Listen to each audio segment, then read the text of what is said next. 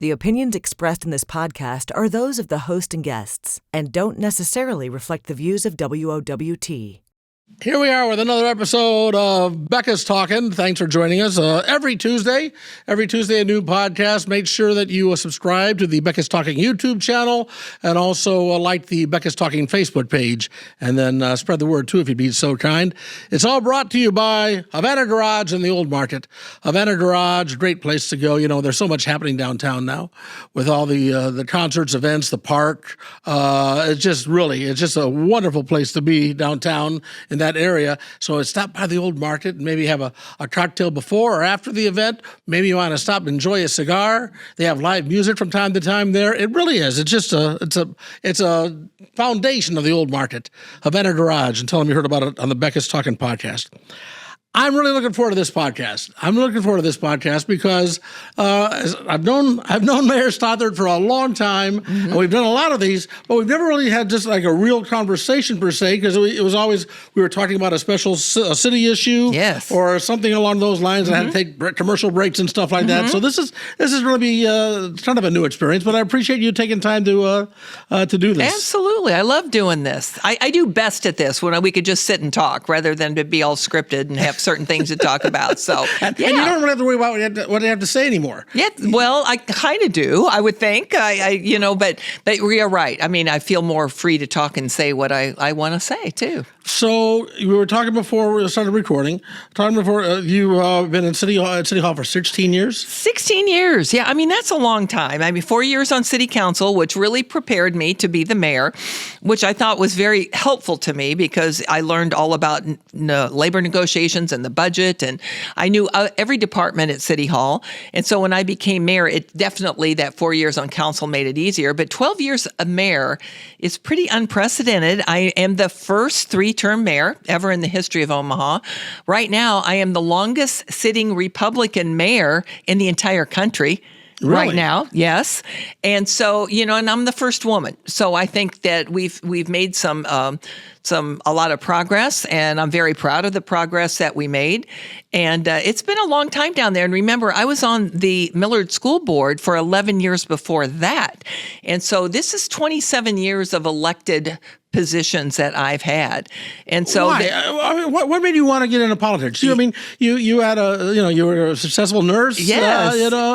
Your husband was a doctor, had a great job and everything. You're raising a family. What made you want to get into politics? So many people ask me that. And, it was a simple desire to start helping and working with my kids' school. Because if you remember, I moved here from Texas, not St. Louis. We'll get to that. Texas, as I moved here from, because my husband was offered a job at Creighton. And at the time, my kids were little. They were going into kindergarten and second grade. And I thought, well, I could go back to work as a nurse, but I'd probably get on, weekends, on the holidays and midnights.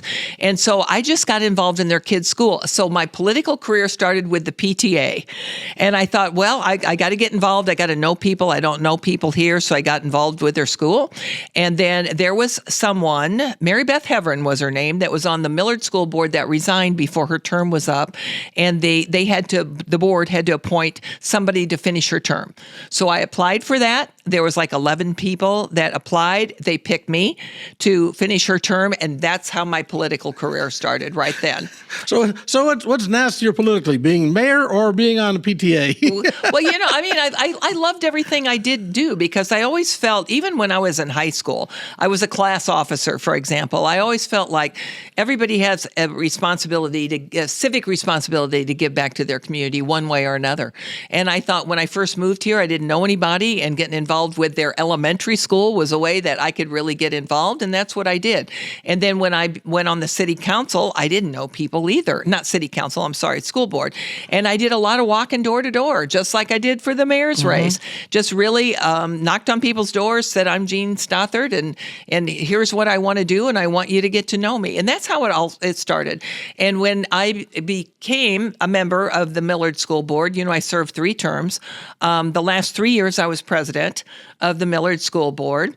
And I think everybody remembers the 2006 race that I was in. It was the only other one besides this last one that I was not successful. But I ran for the Nebraska legislature. I was right in the middle of my 3rd term on the Millard School Board, ran for the legislature, real close race with Steve Lathrop. who lived down the street from me, like 5 houses down. I was declared the winner the morning after. And then on the 9th day, they counted provisional ballots, and I lost by 14 votes. And I always tell people that story because I said, in politics, it doesn't matter if you lose by 14 votes or 14,000 votes. There's no second place in politics. You win or you lose, and you got to move on. But I felt like when I lost that race, it didn't discourage me. I felt like there was something else calling my name. And that's when I decided then, after the school board, to run for city council. Well, I want to get to your accomplishments as mayor and everything, but since you brought up losing a race, let's talk about this last race, okay? Governor Pillen blamed the voters. He blamed the West Omaha voters. Who do you blame, or do you blame anybody? Well, I really don't blame anybody. I think there's a set of circumstances that happened. 4 years ago, I won by a landslide. I won by 68%. I think right now, this time, number one, I never thought I'd run for a 4th term. I mean, it's totally unprecedented. The 3 terms were unprecedented. But I feel like I have a fine-oiled machine down there at City Hall. I get along with all my directors, my staff. We have made a lot of progress, and I wanted to finish things I started, like Crossroads, like the Civic Auditorium site, like the streetcar. All of these projects that I was instrumental in starting, I wanted to finish.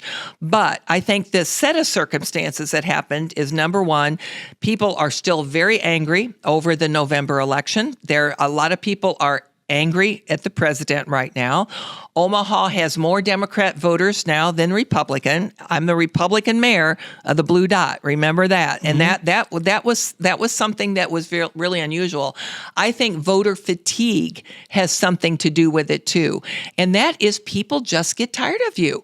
They really do, no matter how good a job you're doing. And it's strange to me because in Congress, they could be in Congress for 100 years and they keep on electing them. But there were people that would say, oh, you're doing a good job, but you know what? Let somebody else have a turn. I heard people say that. And then voter turnout really hurt me. It really did, because 31% turned out of the voters in Omaha for the mayor of Omaha. West Omaha, I do tend to get a lot more votes. West Omaha did not turn out to vote. Brinker Harding and Don Rowe did not have an opponent. So there was me on the ballot of 2 city council districts. And I think that all together made a difference. So I'm not blaming anybody. I think it was a set of circumstances.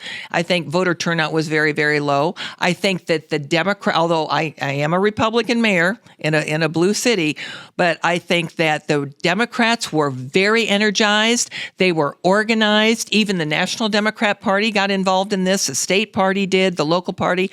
And frankly, the Republicans stayed at home.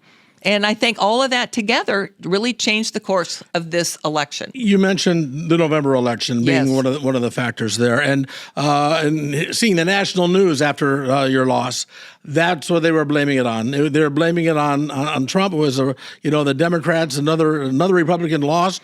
Donald Trump has been good for Donald Trump, but he's not been good for the Republican Party. I mean, and the Republican Party of today is not the Republican Party that you joined. No, it isn't. It really isn't. It's really, really changed. But again, I will say, and I never played that political role when I was mayor. Half my staff are Democrats. I didn't really care as long as they helped me achieve my goals and my mission. I was fine with it. But I think right now, every incumbent Republican is in danger of winning their next race. I really do. I got calls from even Kevin McCarthy from Washington, D.C. the morning after the election that said, this is what we see happening. Jane Klebb with the state Democrat Party put out a big email the day after and said, we just ousted the longest serving Republican mayor in the country, and this is what 2026 is going to look like. So once again, I think the Dems, although I work with Dems all the time, I get a lot of Democrat votes. But I think this time they were much more energized, much more focused than the Republicans were. And I think a lot of the Republicans, frankly, in Omaha stayed at home. It was interesting from the perspective. I agree with a lot of what you're saying here. Mm-hmm. And talking with a Republican friend of mine after the primary, he said, I think there's gene fatigue, and that I've heard that, and that was one of the problems you're facing. There was no way to overcome that. I'm curious though, if Mike McDonald was not going to run for mayor, would you have run for a fourth term? Oh, absolutely. Absolutely. Mike McDonald didn't have anything to do with it. Because you guys have a history. Well, I announced I was running again before he did. Yeah, but everybody was talking. Everybody knew he was going to do it. No, and we do have a history, I mean, everybody knows that. When he was union president, when he was chief, everybody remembers when I became mayor in 2013. I told him, you either resign or I'm going to find a way to terminate you, because I watched him for 4 years as fire chief when I was on the city council. Did not like how he ran the fire department. Remember, he was the one, when he was union president, that negotiated the spiking with Mayor Fahey. He's the one that really caused the collapse of the pension system, and he benefited from it himself. Mike McDonald is retired with over $130,000 a year pension because he spiked. So there was a lot I didn't like the way he ran the fire department. He was always over budget, not by a little, by a lot every year. And I did not want him to be my chief. So yeah, there's some bad blood between us, but I did not look at him as a threat for me running for mayor again. I really didn't. And I will tell you something. We did a lot of polling on my campaign during the campaign. We did one initially, we did one middle, we did one end. And I never share my polling with anybody, because like Mike McDonald did. He was telling everybody, I'm ahead in the polls. Well, I would never do that.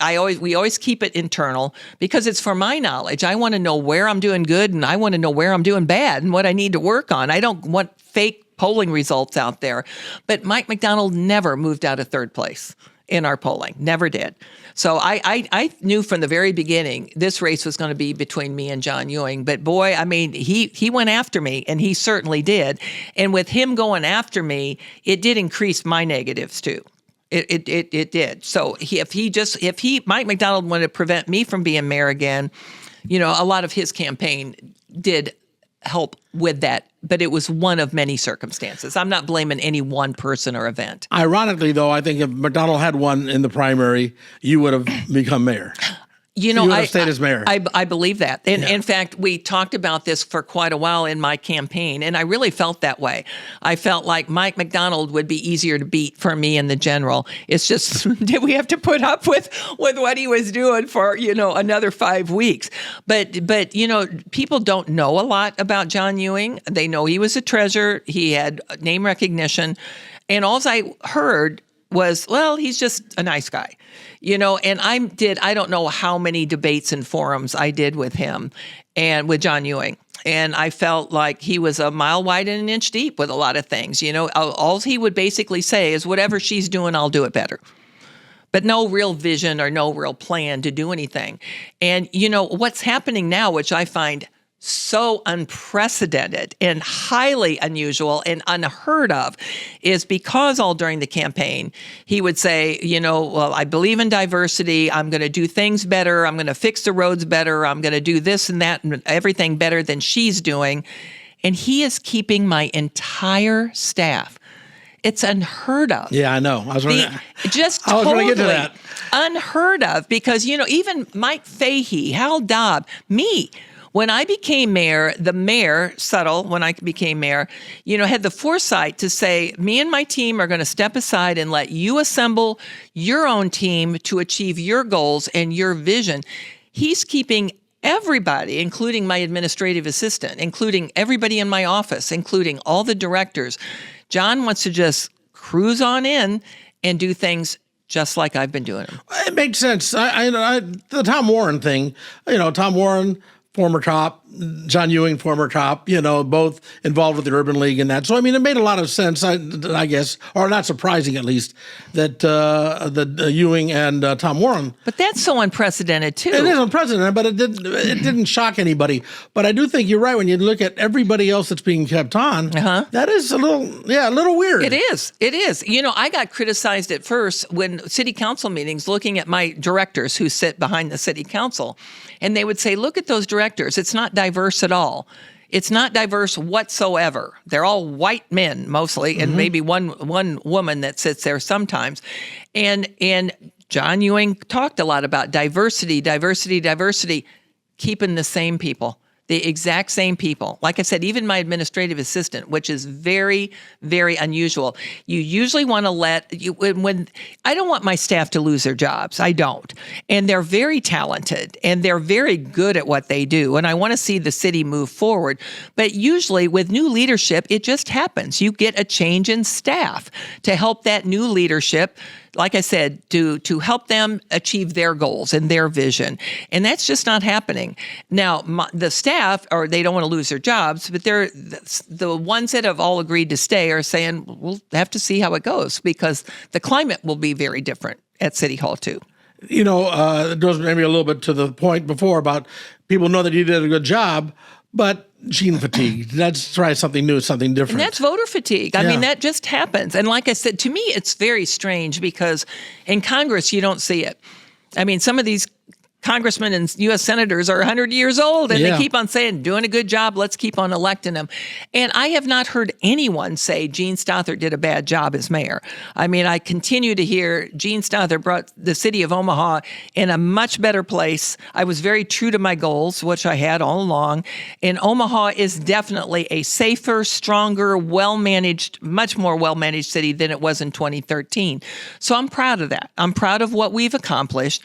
I'm not leaving with people saying, oh my God, she did a terrible job, let's get rid of her. They're saying she did a great job, but you know what? We're tired of her.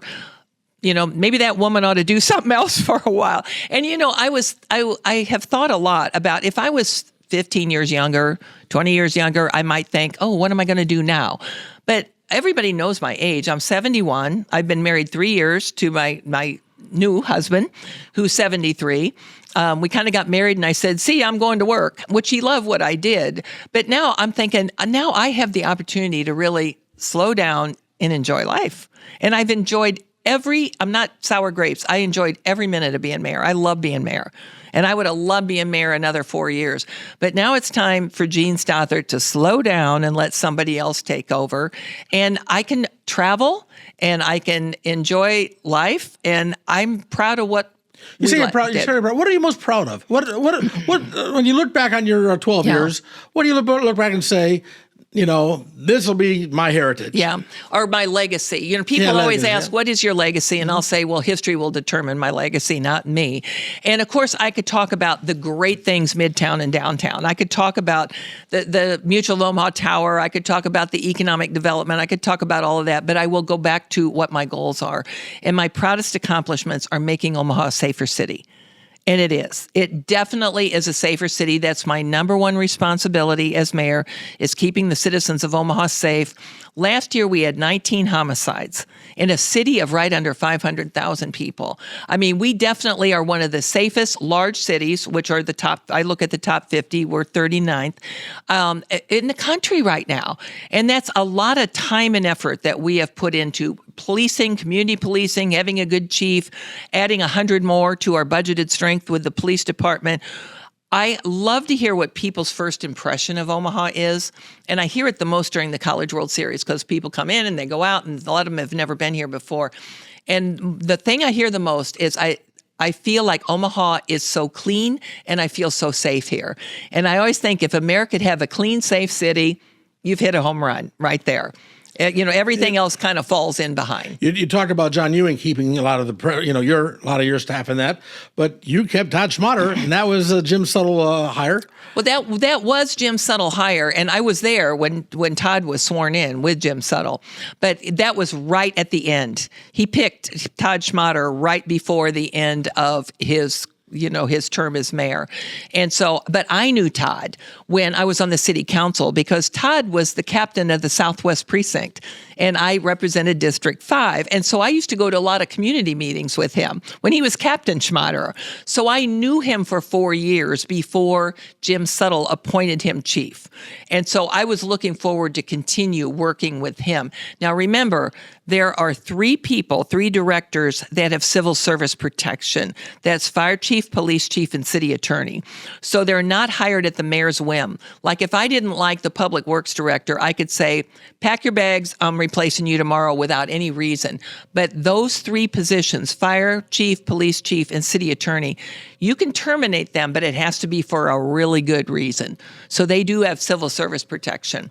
And so those are 3 positions that you're not going to see a new mayor come in and get rid of real easy. You mentioned the streetcar, which Hurt me.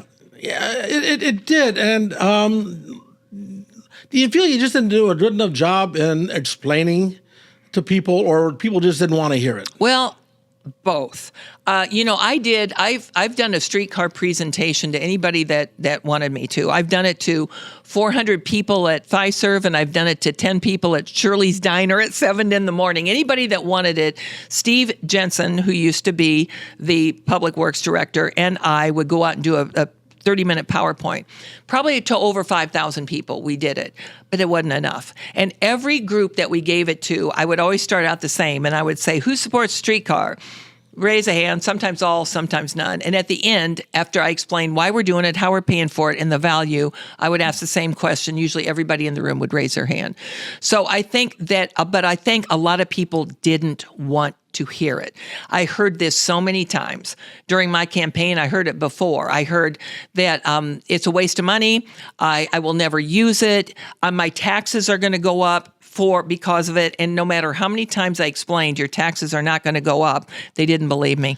They just didn't believe me. You might find this hard to believe, but politicians will lie. Yeah, I know that, but I haven't. But I kind of look at it similar to the ballpark. Do you remember when we were leaving Rosenblatt and people were saying, "Oh my God, I don't want to go downtown. I will never go downtown to another ball game.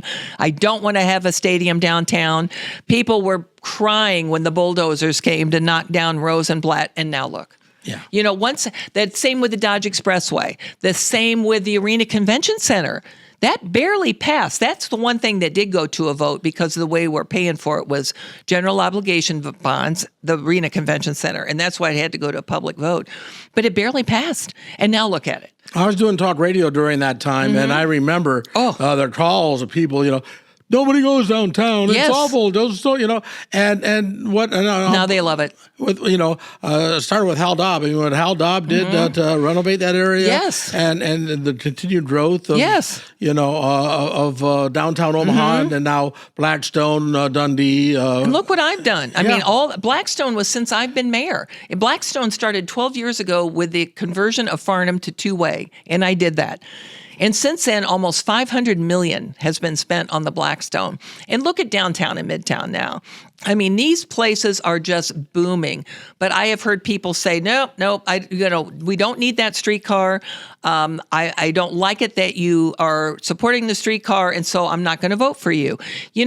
Hal Dobb explained something which I thought was kind of silly at first. He did it on the radio a couple of days after the election. And they said, why do you think Gene Stothert didn't win? And he said, well, it's the barnacle theory. And I thought, well, that's silly. But his message was these little barnacles can eventually weigh down the ship. And it's like over 12 years, somebody's mad at me because of the streetcar. Somebody's mad at me because I didn't fill a pothole. Somebody's mad at me because their trash wasn't picked up. Somebody's mad at me because their neighbor was noisy and I didn't take care of it. And those little things add up after 12 years. And sometimes they will still say she's done a great job, but I didn't like that she did this or that. And the streetcar was a big one. It really was. And people just didn't like it. But I think once it's up and running, they will love it. I don't disagree with you on that at all. I don't want the streetcar to be named the Gene. We don't want that at all. We don't want that. I thought about that. I mean, did you ever wish that you had a different name than Gene? Because you was always Mean Gene. Oh yeah. I've heard of everything. If you were Judy, they wouldn't have been able to peg that on you. But Judy's a nice name. But they were Mean Gene. Okay, but I'm going to tell you something, Tom Becca. What? If I was a man, don't point to me. If I was a man, I'm mean. If I was a man, remember Jim Settle used to do this. I point to the ceiling. If I was a man, they wouldn't call me Mean Gene. Mm-hmm. And that my gender has a lot to do with it. So when people call me Mean Gene, I'll say, go ahead. I've been called worse. Mean Gene's fine. Was that a hindrance to you to do your job? I mean, not that Not that you weren't qualified, but as far as how people reacted to you because you were a woman? At first. Yeah. At first they did. And I love telling this story. It was when I was first on the city council. I have to tell you this because when I was on city council, I was the first woman in over a decade. Brenda Council was the last woman. And so when, you know how it goes, when there's an ordinance passed, it's 3 readings. The first is publication. The second is a public hearing. So I'd been on the council only maybe a couple months. But every time the developers or people would come down to testify in front of the council, they would go, "Councilman." And I thought, that's fine. Call me councilman. I don't care. That's kind of gender neutral. And one day a man came down and he goes, "Councilman." And he looked at me and he goes, "Oh, and you too, honey." Oh. In this day and age. And I thought, oh my gosh, is this what I'm going to have to be putting up with? But I never wanted to make it about my gender. I wanted to make it about my ability. So when I ran for mayor, boy, did I get hammered. And it was, honey, go back on the school board. That's what girls do in this day and age. But that made me even more determined. I really wanted to show I had the ability to do it, not because I was a woman. You texted me after the election. You said you're going to miss your staff. You said you're very proud of what you've accomplished, but you're not going to miss the meanness of politics. Yes. Now you've been on both sides of that because you've given it and you've received it in both ways. Is that because it works? Well, I guess I would tend to, unless you could point out a certain instance, to disagree that I've been mean to people. Well, I would say that the stuff that came out regarding transgender and gay people and that came out there. Yeah, and that wasn't me. You know that. That was a PAC that did that. And when I saw that, I about fell out of my chair. But was me. But as I recall, maybe I missed it. You didn't, vocally express. Yes, I did. Okay, then I must have missed that. Oh, yeah. I said it was terrible. And I said, and I have a lot of GBLT plus friends too, that I spent some time calling them saying this was not me. The thing that we put out was about the boys and girls spaces and boys and girls sports. That's the one thing that we put out, which polls that 80% of the people in the country, Democrats and Republicans, don't like that. That transgender stuff, that came out, and that was from a PAC, and I had no idea that who did it, who paid for it, or that was coming out, and that was mean. But I hope people don't think it was me. Paid for it. No, I don't. I don't know who paid for it. Eventually, we will, but I don't know who paid for it. Well, and now people said it was Ricketts, but it wasn't. I was told it was not. Ricketts and Moaning, and Jessica Moaning. No, it was not Ricketts. Ricketts gave me money. But Pete Ricketts is the type of person that if he wants to help you, he's going to give you the money. He doesn't mind his name on there. It was not. So eventually I think you'll be able to find out who funded those PACs. But no, it wasn't. And so those things are the things that I don't like. But I don't think I've ever treated people mean. Social media is terrible. And I think it's deteriorated. Since I've been mayor, it's deteriorated. I'm going to give you an example about that too. For instance, a month or so ago, we did a ceremonial groundbreaking at Levi Carter. And we got $48 million in grant money to do this great indoor-outdoor facility up in Northeast Omaha at Levi Carter. We were at the groundbreaking one afternoon. My assistant, Carrie, she posted it on my Facebook. Do you know, less than 24 hours after that, we took it down because there was over 400 mean and nasty comments about that. About that fully grant-funded a new facility in Northeast Omaha. And, I mean, people were arguing with each other. It was like the worst thing you could ever imagine, what people were saying. And I thought, well, this isn't serving its purpose anymore. We wanted to tell people about this great development, not give them a forum to just rip each other in half. And we ended up, as being a public Facebook, I can't ban people from it. So you could take the whole thing down, though, and just take it down. And we ended up doing that. And I think, isn't this too bad? The way we've deteriorated into this meanness on social media. Social media is the one that started the whole false rumor that I lived in St. Louis. And it just grew and grew and grew until people believed it. And I haven't lived in St. Louis since 1980. And people just kept on talking about it. And it was so ridiculous. But that was all social media. And there's really, for any elected official, it's very hard to defend against something like that, isn't it? I mean, you can only say, no, I don't live in St. Louis. It's easy to prove. I don't own a house or property in any other city, in any other state. It's so easy to prove. I've lived here for 31 years, almost 32 years, and paid taxes the whole time. But people didn't want the truth. They liked spreading these rumors. So that was just a rumor about me. But I will say once again, that was totally false. Are you going to stay in Omaha now that you're not mayor? I love Omaha. I'm not sure Omaha loves me right now, but I do love Omaha. I really do. I've lived in 5 states with my previous husband's job. We traveled around with his training and everything. I moved here from Texas, not from St. Louis. And I really love Omaha, and I want to see all of these things that me and my administration and my team started. I really want to see them continue because Omaha is safe and it is clean and it is growing and people are investing in Omaha. And I like seeing what's happening. So I do like it. I like it a lot. But, I would love to maybe travel a lot more than I have, my husband loves to travel. We haven't done much traveling with each other.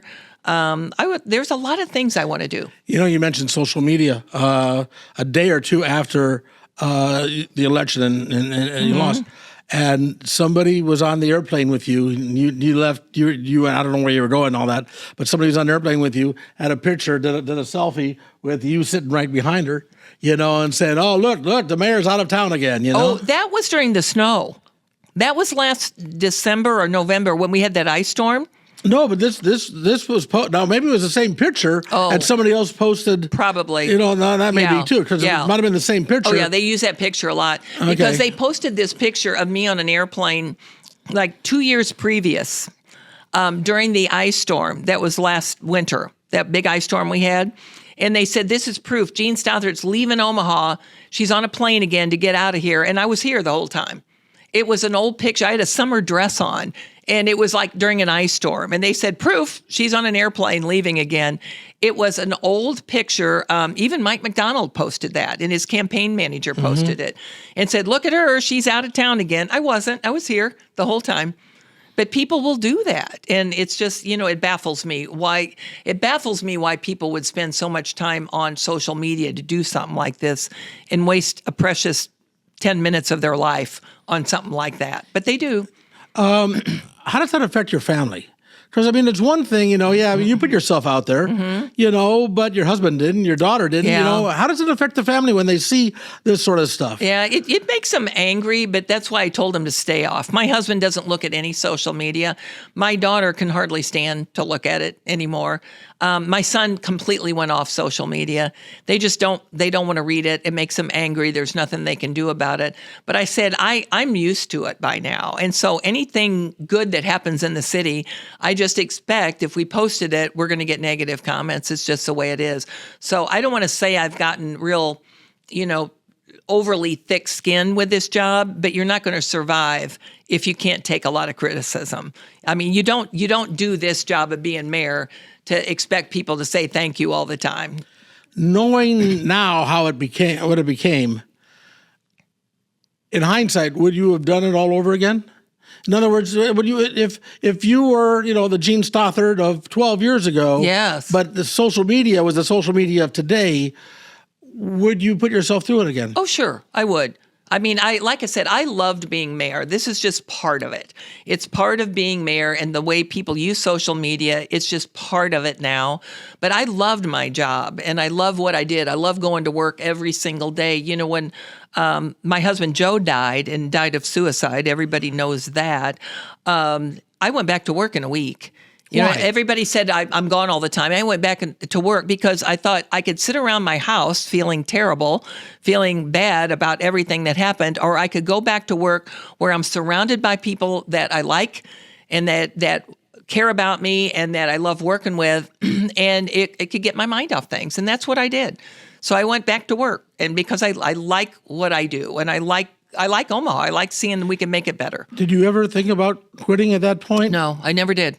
I never thought about it. I thought I got to keep on going on. Joe loved what I did. He would want me to keep on going on too. He didn't want me to quit my job. And remember, he died in March, and the primary was in April, and the general was in May. Yeah. And so, I mean, I was right in the middle of coming to a primary election and still was out there knocking on doors and everything. And I had to quit doing that for a while after he died, because every door I'd knock on, people would want to talk about him. And I thought, I can't keep on doing this, house after house after house. So I took some time off and then went right back to it. And it just kept my mind off things. It's having lost a high profile job in public, where you have strangers coming up to you all the time and talking about that had to be very difficult when when you're at the supermarket and somebody comes up to you that you don't know wants to talk to you and offer condolences. They're well meaning and everything, but it's got to be very tough for you. It was hard. I mean, I'm getting that now. I mean, I went to Hy-Vee the other day, and I mean, I must have spent an hour in there because of people stopping and saying, I thought you were just going to slide right in there and get 4 more years. And I'm shocked that you weren't reelected. And it's like, okay, but I got to buy bread. I mean, well-wishers are great. And people are nice to me when I'm out, and about. But, it's kind of goes along with the job. The job of mayor, it's very high profile. People recognize you wherever you go. And if people don't like what you're doing, they'll tell you. You'll tell me. Tom Becca will tell me if he doesn't like what I'm doing. Oh, I would never do anything like that. I would never do that. Yeah, Jim Rose does. I mean, people. We've had a few. I always liked it. I could always tell when you were mad at me because you would call me Tommy. Oh, I got to keep that in mind. Yeah, you would call me Tommy, whatever that. Otherwise, it was Tom. We had a good relationship, I think, over the years. I mean, I think I've had a good relationship with all the media, and I will stop with the media on anything I'm doing and try to make time for them. I always will, because I figure they're going to do a story with or without me. I'd rather be part of the story than not be. I always hate that when they said the mayor was not available for comments. I hated that. And I was always my own spokesperson too. All the other mayors had a communication director that spoke for them. Remember, Jim Suttle had spokespeople for him, Ron Gerard, Aida Amora, remember? Yeah. I never did use Carrie Murphy, who's my communication director, as a spokesperson. I always did my own interviews. I always did my own press conferences. I like working with the media. Fahey was the worst at that. Fahey, he was awful at that. With the other mayor, Paul Landau. Yeah. He did all of it. I know. Yeah. But I've always done my own because I like working with the media. I really do. And I tried to treat them real fairly. I got a few more questions for you, but I got to do one more comment for the folks at the Banner Garage and the Old Market. We're talking about all the things that have been going on in Omaha and all downtown and all that revitalization. I was down there last Saturday night, and it was just a nice energy in there. Isn't it great? It's just nice energy, and you got festivals happening down in the park and all of that. Hey, take a little time, relax, make Havana Garage part of your Old Market activities, whether you're going out to dinner or a play or a movie or a concert. Havana Garage. Tell them you heard about it on the Becca's Talking podcast. And downtown talk about something I'm proud of are the riverfront parks. Because I was in on the very first conversation around a conference room table talking about the downtown parks. And, that story is great, too, because I promised when I first became mayor in 2013 that I wanted to do something on Lewis and Clark Landing that will bring people down there every day of the year. And, there were 2 failed restaurants. It was pretty. Nothing was going on down there. And I remember sitting around a conference table talking to a group of influential business leaders saying, what could we do on that Lewis and Clark Landing? And I remember one gentleman said to me, let's think bigger. Let's think a lot bigger. Let's think of combining these parks downtown. And I was in on some of the very first trips we took. I remembered one day we took a trip to Clyde Warren Park in Dallas and Myriad Park in Oklahoma City in one day, by airplane, of course, just to see what they did with these developments of parks downtown. And I remember standing at Myriad Park in Oklahoma City saying, oh, this is beautiful. Could we ever do this in Omaha? And now that same landscape architect uses Omaha. in their book of showing people this is what we can do in your city. I got to admit, I was at that press conference when they announced this whole thing, and they were going to go from the old downtown library all the way down to the river. And I didn't see it. Of course, the Gene Leahy Mall was so different then, when it was all sunken and all that. I didn't see it, and boy, I've never been so wrong in my life. I know it. And when we started filling the Gene Leahy Mall that summer to get it to street level. Oh my goodness, did I get criticized? I mean, hate mail like you couldn't believe. You're ruining this beautiful park downtown. No one will ever come to it again. And over 5 million people have visited it so far. Yeah. And connecting Gene Leahy, Lewis and Clark Landing, and Heartland of America Park into one big park, it's fantastic. And the best thing of it, it looks just like it did the day we opened it. It's pristine, only the foliage has grown more. And people are down there. Sometimes I'll drive around that park when it's 10 degrees, and there's somebody still out in that park. Well, it's definitely getting used. It is. It's great. What about living downtown, though? I mean, a lot of apartments being built down there. The whole idea is to both, in Dundee, Blackstone, yes, a lot of apartments being built. Where's the growth going to come from? I mean, because there are, hundreds and hundreds of new apartment buildings, thousands of new apartment buildings being built or being planned. Where are these people going to come from? Right. And, I'm so glad you brought that up, because there is an estimate. These developers are savvy, and they won't build them if they can't fill them up. There's an estimate in the downtown, the urban core, which is downtown and midtown, that there's 7 people waiting for every one apartment that's being built. As soon as they build them, they fill up. Todd Hestead, for example, with Old Central Park Plaza, the Twin Towers at the end of the Gene Leahy Mall, that was a Class B office space, 75% vacant, soon to be 100% vacant. He is putting 707 apartments in there. Couldn't do it without the streetcar, couldn't do it without TIF. That will fill up immediately. The thing that we started with this growth downtown at more and more apartments is we want more businesses downtown. And the change has started many years ago. It used to be you build a business and the people will come. It's the opposite now. You have to have the people before the businesses will come. Because we have a double-edged sword in Omaha. We have a 2% unemployment rate. Since I've been mayor, we dropped it from 4 to 2. So if a business is looking at coming here, they're like, great, cost of living is reasonable, but where am I going to find employees? So you bring the people first. So what you look at is who wants urban living. Mostly it's the young professionals. So what are young professionals looking for? They're looking for urban living, affordable housing, walkability, public transportation, entertainment. All of those things are exactly what we're doing right now in our urban core. So it's attracting more young professionals, not even from out of town, but it is keeping those that graduated from our colleges and universities here too.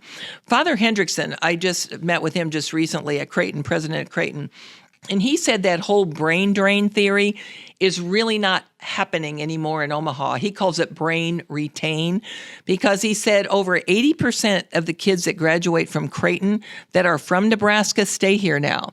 And it's about 50% of those who come from out of state stay here. So there's a lot of people graduating from our colleges and universities. There's a lot of people looking for a more affordability to live in a big city, but not East and West Coast affordable, and they like what they see in Omaha. So we are trying to develop downtown into what will attract businesses and will attract young professionals. And those apartments, like I said, they will fill up as fast as they open them up. So we're not overbuilding. Are we close to the number of people living down there that'll bring in a supermarket? Yes. Because that's that's been a thing that's been talked about forever. Yeah, and there's some formula that urban planners use, that there has to be so many people to support a grocery store, but we've exceeded that now. And right now there are 2 developments right now going on in the urban core that they are both trying to get a grocery store. And so, and I'll just tell you, one is the Builders District and one is the old Civic Auditorium site. So we might get 2. Because they're looking at different grocery stores. Both of those developers are looking at it. So it will happen. It could happen not only 1, but 2. But they're close, but they're not close enough to You announce. mentioned the old Civic Auditorium site. As I understand it, and I don't have the date, so I may be way off here, the person that has the contract for that, if he doesn't really break ground soon, he's going to lose the contract, right? Well, he's already violated his contract. I will say that. Okay. That's White Lotus. I'm glad you brought that up too, because people will say, well, what are you going to do with that civic site? It's been under private control for over 2 years now. And private property owners have rights. So we don't own it anymore. White Lotus owns it. It's under their authority right now, their ownership. But it was in the agreement with the city that by the end of February of 25, they would have half their infrastructure in and their TIF application in, and that didn't happen. So the city potentially has the right to take that site back. Now, I know that there's another developer that's very interested in that site that does have another plan for that site. So I know people will say, yeah, she said that for years now because that was demoed years and years ago. But it was under private ownership and from several different private owners. And the city can do what we can to help. But we can't force that to move along. Now, we do, with a development, we do put quite a few guidelines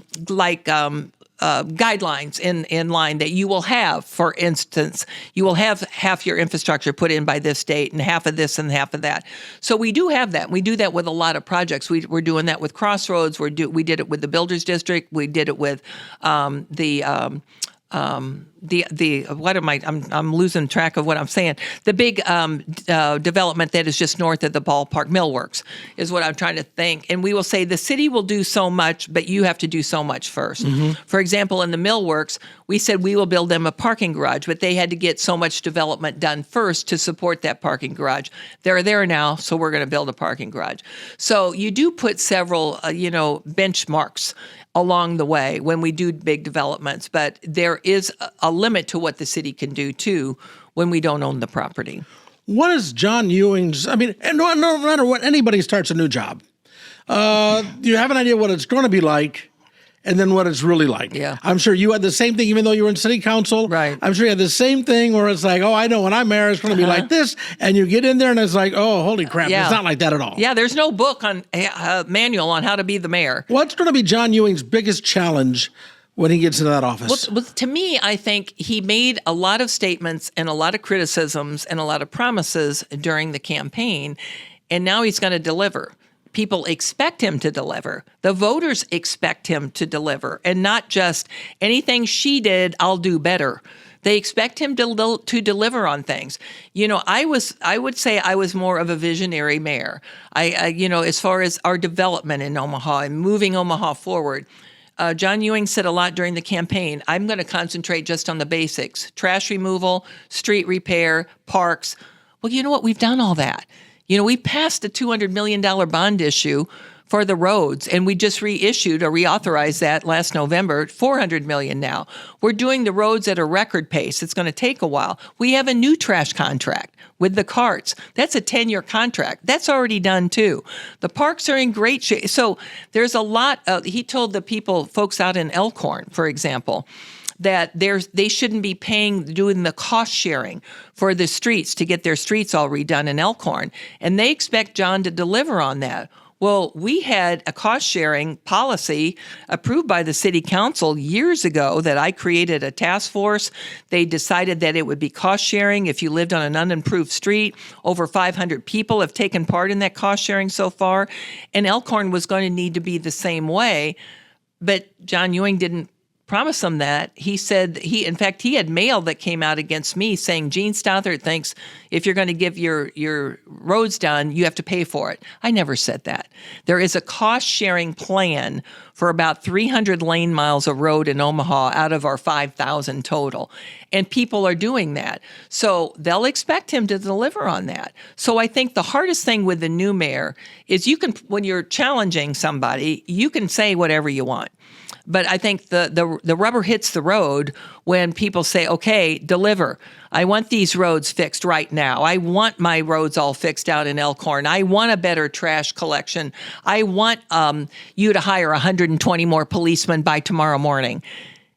And just wait and see. these things are not easy to accomplish like you say you are going to.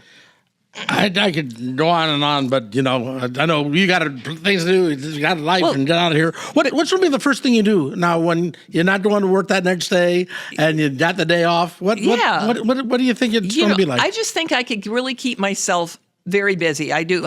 I took a week's vacation last week. My husband and I went to Arizona for a week. It was wonderful.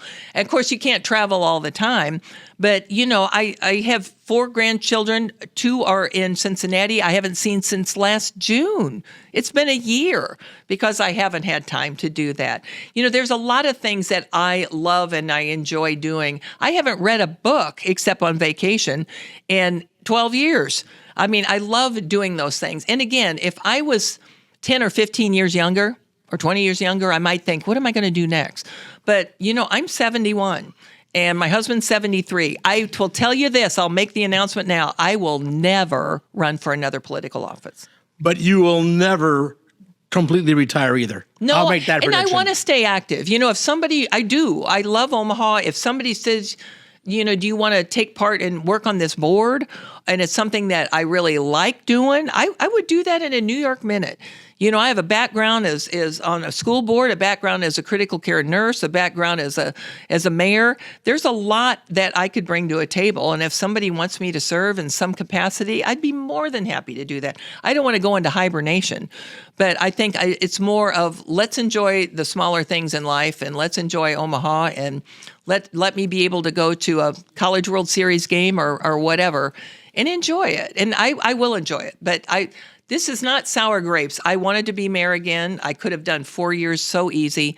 But now that I know I'm not, I am grateful for the 12 years I spent, and I'm very hopeful that we will continue to let Omaha progress in the future. Well, I'll tell you what, the city did very well under you. Thank you. And if you ever make it to the 3rd floor of the city council building, the city building there, the 3rd floor, there's a wall of pictures. Yes. Every mayor this city has ever had. All 50. Every one of them. They're all old white guys except one. Yes. One of these things is not like the other. And now 51's going to be out there in the hallway really soon. Yeah. So that'll be fine. And that's why I wore a bright blue suit for my official picture, because I thought all of these 50 men had dark suits, dark ties, and they all looked angry. And I thought, I'm not going to look like that in my picture. So old number 51 will go out there next week. You wearing a cowboy hat like Dahman had no, on that picture? No, I love that one. I know. He had the cowboy hat on, and those are official pictures, but they'll go down in history too.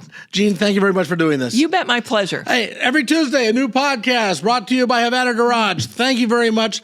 Facebook page, like the Becca's Talking Facebook page. Subscribe to the Becca's Talking YouTube channel, and we'll catch you next time here on this whatever this thing is. All right? Mm-hmm. Take care, and bye, y'all. Bye-bye.